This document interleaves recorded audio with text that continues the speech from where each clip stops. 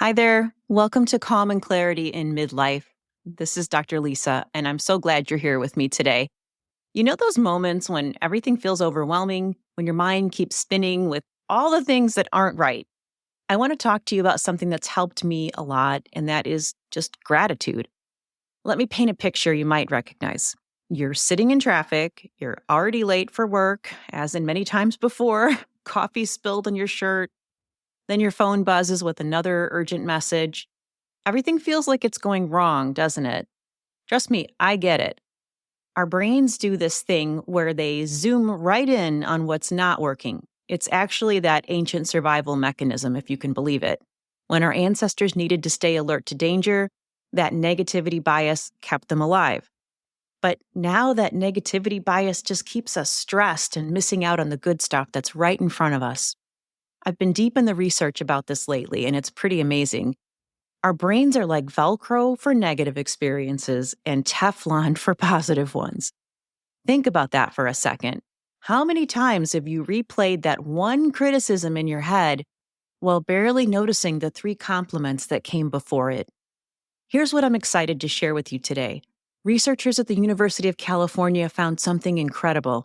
People who practiced gratitude not just felt grateful, but as we'll talk about, practiced gratitude for 3 weeks. That's all, just the 3 weeks, reported feeling 25% more satisfied with their lives. 25% is actually a lot. Their anxiety levels dropped significantly, and the benefits stuck around for months afterwards. The science behind this goes even deeper. When you practice gratitude, especially when you really visualize what you're grateful for, you're literally rewiring your brain. Dr. Rick Hansen calls this taking in the good. It's like you're creating new pathways in your mind. Remember making paths through the fresh snow as a kid? Or maybe if you didn't live around snow, the mud or the dirt, seeing your footprints? It's kind of like that. The more you walk that path, the more established it becomes and the easier it is to walk. I know you might be thinking, that's all great, but how do I actually do this when life feels so hard? I hear you.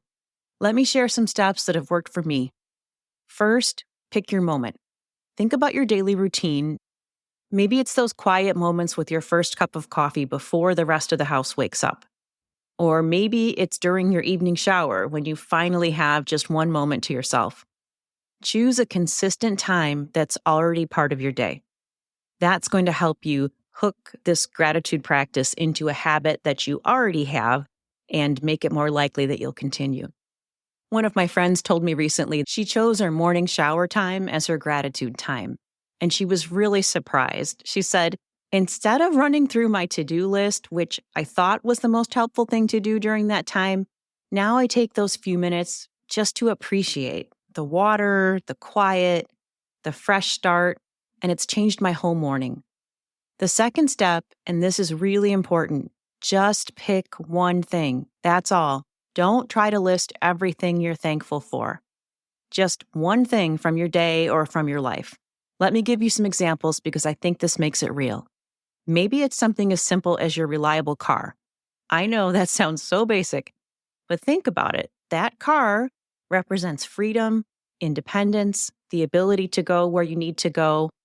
If you don't have a car, I would think about public transportation, also giving you the freedom to go where you need to. Or maybe, don't laugh, it's your coffee maker. Seriously, that little machine helps you start every day, or at least it helps me. Or maybe it's someone in your life, your partner, your child, the coworker who always saves you a spot in meetings, your neighbor who brings in trash bins without being asked, the friend who texts you funny memes because they know you're having a rough week. And then the third step is where the magic really happens. Once you've picked your one thing, say it out loud or write it down. I'm thankful for X because of Y. Here's what I mean. I'm thankful for my morning run because it gives me time to think clearly and feel strong. Or I'm thankful for my sister because she always tells me the truth, even when it's hard to hear. Or even, I'm thankful for this cup of tea because it reminds me to slow down and breathe. And then this is really important. Take a few slow breaths and let yourself feel it. I'll walk you through it. Say you're grateful for your home. Close your eyes with me for a moment. I'm thankful for this home because it shelters the people I love. Then breathe in slowly. This is where you want to dive in the details. As you breathe in and out, remember what we talked about earlier with those neural pathways? Every sensory detail you notice, every emotion you let yourself feel, is strengthening those positive connections in your brain. Notice the familiar sounds, or think of them. Maybe that creaky floorboard you keep meaning to fix, the comfortable weight of your blanket, the way sunlight falls across your kitchen table in the morning. Feel the sense of safety, of belonging. Maybe recall a specific moment, the laughter from your last family dinner, the smell of coffee on Sunday morning, the way light changes as the day progresses. Each detail you notice, each memory you relive, is like walking that path in the snow we talked about earlier, making it deeper, more permanent, and easier to find next time. What's really beautiful about this practice is it spreads. If you have kids in your life, they'll pick up on it. They notice when you notice the good stuff. At dinner the other night, my friend's little one suddenly announced that she was grateful for the way clouds made pictures in the sky, just like that. Kids are natural gratitude practicers. We just have to give them permission. The more you do this, the easier it gets. Each time you practice, you're making that positive path a little clearer, a little more natural to follow. Remember that the negative path is going to be easier. We're going to fall into it very easily and think of the bad things.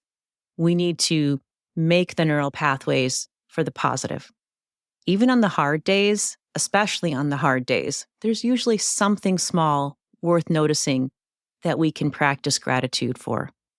So here's what I'm suggesting. Just for this week, pick one moment in your day. Your morning coffee, your commute, your workout time, your bedtime routine, whatever works for you. Try these 3 steps. I think you'll be surprised by what you start to notice. You don't have to pretend everything's perfect. That's not what this is. It's just widening your lens a bit, making room for the good alongside whatever challenges you're facing. Before I let you go, there's one more thing I want to share with you. Studies have shown that people who regularly practice gratitude don't just feel better mentally, they actually sleep better, have stronger relationships, and show improved physical health. It's like this simple practice just ripples out into everything. If you found something helpful here today, share it with someone in your life. And don't forget to subscribe so we can keep exploring these kind of ideas together. Until next time, this is Calm and Clarity in Midlife, Dr. Lisa, reminding you that gratitude isn't just an attitude, it's a practice that gets stronger every time you choose it. And you can start right now.